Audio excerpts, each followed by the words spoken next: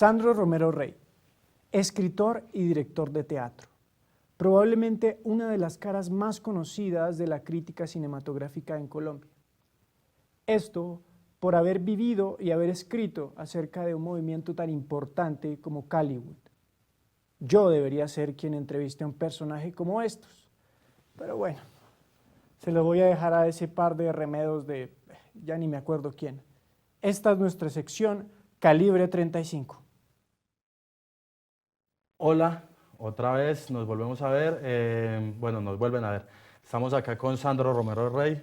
Bienvenido, Sandro, es un gusto tenerlo acá. Y con mi compañero. Hola, hola, ¿cómo están?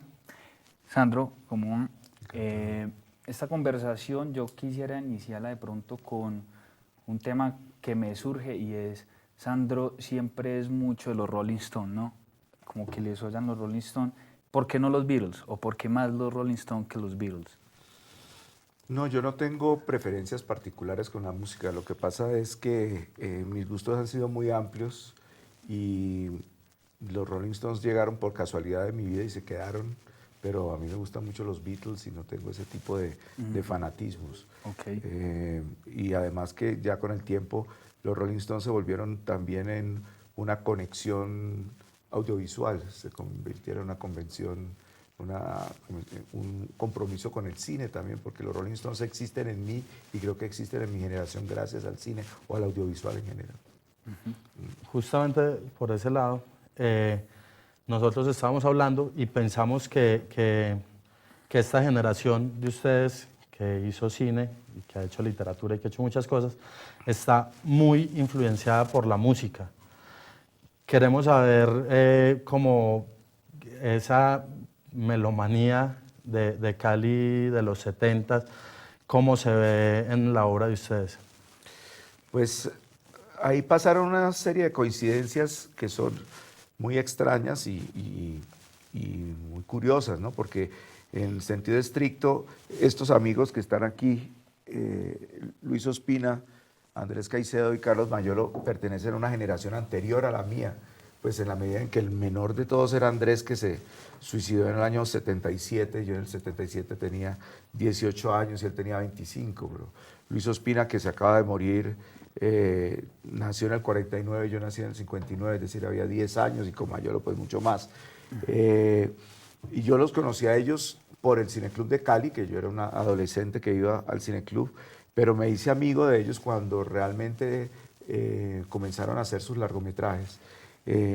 Y una de las cosas que nos unía, sobre todo con Luis, era la música, porque teníamos correspondencias musicales muy fuertes y a mí me impresionó mucho la coincidencia musical en los gustos con Andrés, pero yo nunca me senté en mi vida a oír música con Andrés Caicedo. Yo sabía de sus gustos por los Rolling Stones, por una entrevista que le hizo a Andrew Loog Oldham, al manager de los Stones, y sobre todo porque vio la música. Pero, ir al Cineclub de Cali, en el Cineclub sonaba muy fuerte, tanto salsa de los 70 y 60 como rock, especialmente los Stones. Pero no había una relación estrecha con Andrés en ese sentido. Eso empezó mucho después y el interés mío por escribir sobre música es mucho más posterior. Yo creo que empezó por el periodismo cultural, y posteriormente en mi literatura empezaron a colarse acontecimientos musicales, pero no precisamente por la conexión directa con Mayolo Ospina o Andrés, sino porque mis gustos se fueron mezclando y pues yo trabajaba en el teatro, en la música, en la literatura, en el cine, en la radio, y entonces todo esto pues fue formando un solo conjunto de intereses. Hay una película como especial en este programa. Vamos a abrir esta ventanita, una ventana de la Casa Pintada, y es La Mansión de Araucaima. En una entrevista resulta que La Mansión es una novela, es un relato que no tiene diálogo, ¿cierto? Y lo interesante, y creo que ahí es mucha influencia del teatro, es que ustedes le crearon los diálogos a La Mansión de Araucaima. ¿Cómo fue ese proceso de esa adaptación y cómo el teatro también te ayudó ahí en La Mansión de Araucaima? Bueno, yo a esa película le tengo especial afecto porque realmente esa es la película en la cual yo trabajé en todo, donde realmente yo sentí que mi presencia había sido importante. La Mansión la reescribimos para adaptarla más al estilo de Mayolo y yo fui el asistente de dirección de esa película. Los diálogos se hicieron muchos en una de las versiones del guión, pero también sobre la marcha. Incluso con Luis Ospina, que él era el editor de la película, él empezó a preeditar mientras estábamos en el rodaje y a veces había cosas que Luis colaboraba en los diálogos, entonces la cosa se armó un poco colectivamente. Recuerdo que los actores también proponían cosas, ¿no? Hay un diálogo de los dos actores brasileros que ellos mismos reinventaron los diálogos de una escena. Vicky Hernández también, con ella le metimos un homenaje a una obra de teatro, entre otras cosas, donde ella había actuado, Marat Sade. Yo creo que La Mansión de Araucaima fue la película que consolida el trabajo del llamado Grupo de Cali. Y ahí, digamos, lo que Mutis cuenta verbalmente, aquí lo hace Miguel González en la dirección de arte, que es un estupendo director de arte, bueno, ha sido sobre todo curador y crítico de arte, pero el trabajo de los decorados, de los elementos, Miguel es un especialista en eso, y el otro es Ricardo Duque, que era el utilero, entre comillas, pero Ricardo también fue colaborador de Mayolo, no solamente en La Mansión, sino hasta lo que hizo en televisión, hasta su muerte. Entonces Ricardo conocía muy bien a Mayolo y lo que se ve en la película, la consecución de las locaciones, esa mansión, por ejemplo, esas son cosas que cuentan muchísimo y que traducen lo que en el libro está escrito y lo que tú defines muy bien como el pasado de los personajes y de la historia. Aquí había que reproducirlo o traducirlo en términos visuales. Hay un temita que tenemos ahí frente a la realización actual en Cali y sobre todo frente a una película, y es la polémica Que viva la música de Carlos Moreno. ¿Cómo le fue usted con esa adaptación que hizo Carlos Moreno? ¿Le gustó? ¿Cómo la siente? Pues mira, yo por política y por respeto, a mí no me gusta hablar mal de las películas de mis amigos y de mis colegas. Yo he estado muy involucrado con la difusión de la obra póstuma de Andrés y desde un comienzo con Luis Ospina, con quien hicimos toda la compilación de los libros que se conocen de Andrés, no estuvimos muy de acuerdo con que eso se hiciera. Me parece que hay obras literarias que tienen unas características específicas que si no se cuenta con ellas, esas obras están casi que condenadas a ser inferiores al libro. Y si yo voy a hacer un libro en cine, es porque lo voy a hacer o igual o mejor. Y Que viva la música, a mí me parece que tenía dos inamovibles, que eran la música de los 70 y la época, la ambientación, ¿no? Que es una ambientación que ya no existe. Y el hecho de convertir Que viva la música en una historia del año 2000, pues eso me plantea muchas reservas. Y por otra parte, que también me parece que es una novela donde no pasa nada, es una novela donde hay una narradora que cuenta cosas.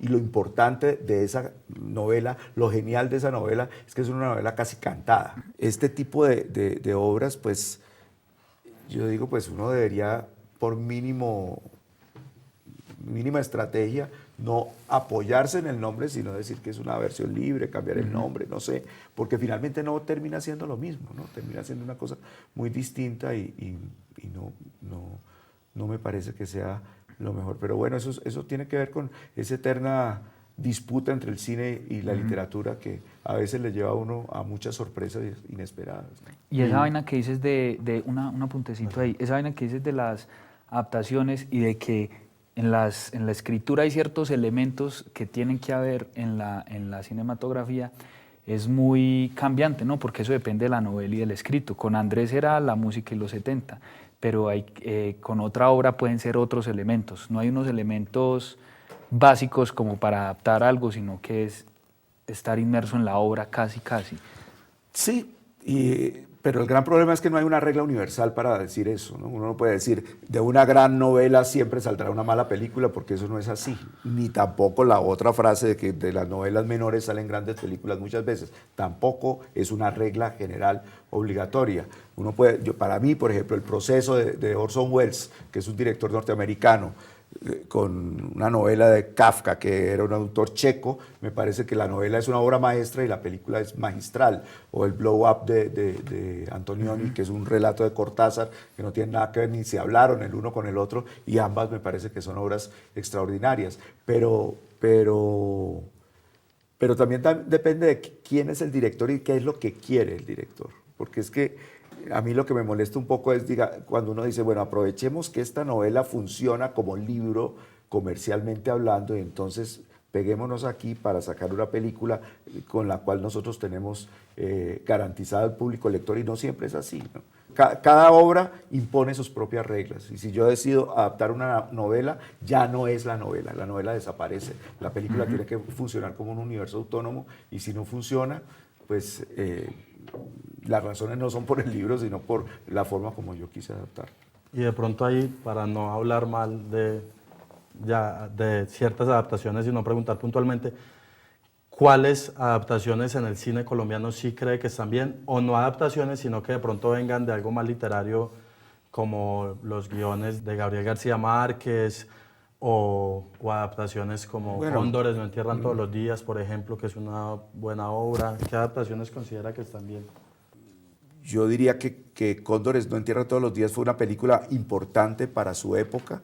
Hay películas que yo siento que envejecen muy bien y que se desdibujan con el tiempo, y que uno se pregunta, bueno, ¿qué pasa con estas películas y por qué tienen tan poca existencia? Y bueno, tiene que ver con que ahora hay una sobredosis audiovisual en todas partes del mundo, que uno, pues la vida no le alcanza para ver tanta cosa, y entonces pues lo que viene del pasado, yo veo que las nuevas generaciones o no se interesan o tienen simplemente el tiempo de ver tantas cosas audiovisuales. Pero con respecto a la relación entre el cine y la literatura, me parece que ahí hay una asignatura pendiente con el cine colombiano, donde yo quiero La Mansión de Araucaiba porque trabajé ahí y porque estoy implicado, pero yo no puedo decir que La Mansión de Araucaiba sea el modelo de adaptación literaria. El género García Márquez, porque es que el género García Márquez son como 40 películas, entre adaptaciones, guiones originales, cosas para televisión. Es un universo muy grande, ¿no? Y es un poco triste, me imagino, yo creo que para él lo fue, que ninguna de sus películas tuviese el resultado contundente que tuvo su literatura. Yo creo que hay una trampa en la cual solemos caer muchos de los que trabajamos en los medios audiovisuales. Es que uno lee un libro y uno dice, no, es que aquí hay una película. Y resulta que uno se le olvida que lo que pasa es que el libro está muy bien narrado, pero eso no garantiza que sea una película obligatoriamente. Entonces, pues la prueba está desde grandes directores como Francesco Rossi con La Crónica de una muerte anunciada, que hizo todas sus películas, son obras maestras, menos La Crónica de una muerte anunciada, que la destrozaron desde su estreno. O El amor en los tiempos del cólera, que es uno de los grandes libros de la literatura colombiana y que es, pues, también está a años luz de lo que es la novela. Yo no sé qué vaya a pasar con esto de 100 años de soledad en serie para Netflix, etcétera, pero bueno, ese sería un tema de otro programa que yo creo que ahora no nos vamos a poner a meter en eso. Vamos a hacer un salto, salirnos un poquito de la literatura, para preguntarle ahora sí cuáles son las películas, no favoritas porque es difícil, pero sí como las películas colombianas que tiene más presente. Que tiene más presente usted, que le hayan gustado, que se repita, que sí. usted diga, me lo va a ver 3 veces, pues. A ver, haciendo aquí como un poco de jugueteo con el tema, a mí me parece que la película, una de mis películas favoritas del cine colombiano es una que yo nunca he visto y que seguramente no veré, que es La María de Máximo Calvo y Alfredo del Diestro, porque es la primera película hecha en Colombia. La conozco por las fotos, actué en la versión que hizo Luis Ospina en un cortometraje que se llama En busca de María. Entonces yo le tengo un especial cariño a esa película fantasma. El otro ejemplo que me gusta muchísimo es Garras de Oro, que me parece que es una película importantísima, no solamente en Colombia, sino en toda la historia del cine mudo. Es una película sui generis, y creo que me atrevería a decir que me gusta tanto la película como el documental que hicieron Óscar Campo y Ramiro Arbeláez en Cali hace algunos años, porque cuentan ahí hay otro misterio, que este sí se revela, porque primero la película sí apareció completa, y segundo, ellos descubrieron quién era el director, porque la película había sido firmada con seudónimo. Entonces, esa película me parece que ahí hay la primera película antiimperialista en América Latina, hay una cantidad de cosas que la llenan de una aureola muy, muy particular. Las otras películas, yo diría que... ¿Cuántas es que tengo que decir? Las que quiera. Abierto.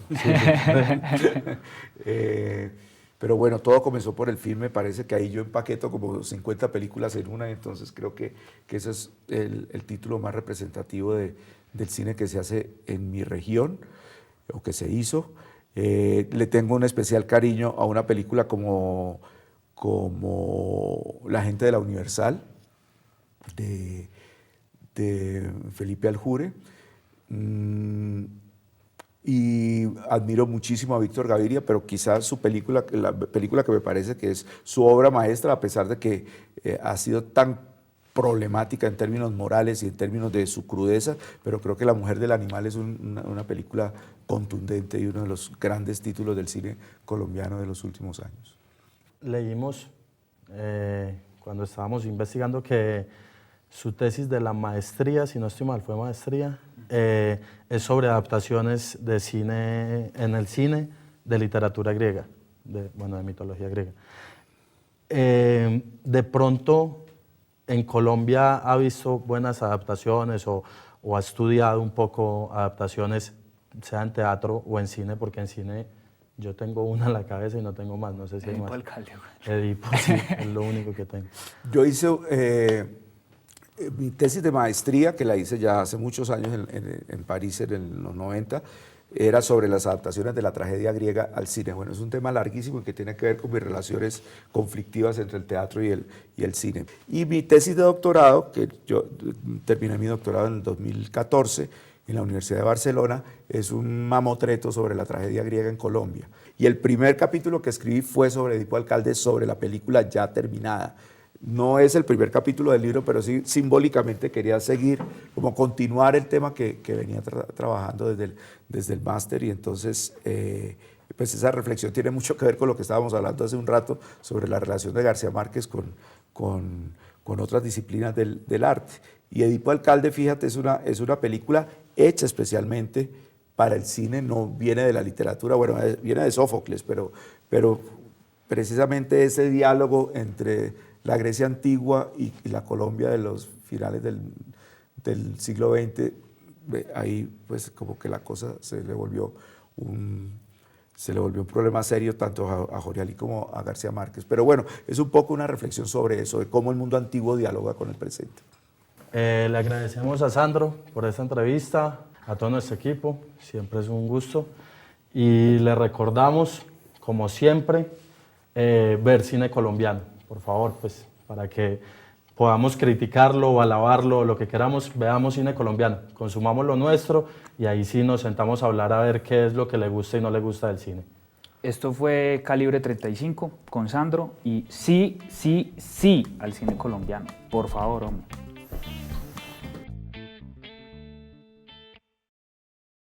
Chao, Sandro. Sandro se fue. Sandro no está. Velocio, qué bueno. Por fin, huevón. Estuvo tranquilo, buena gente el man. Sí, sí. Ey, vamos a ir a comer algo, ¿qué?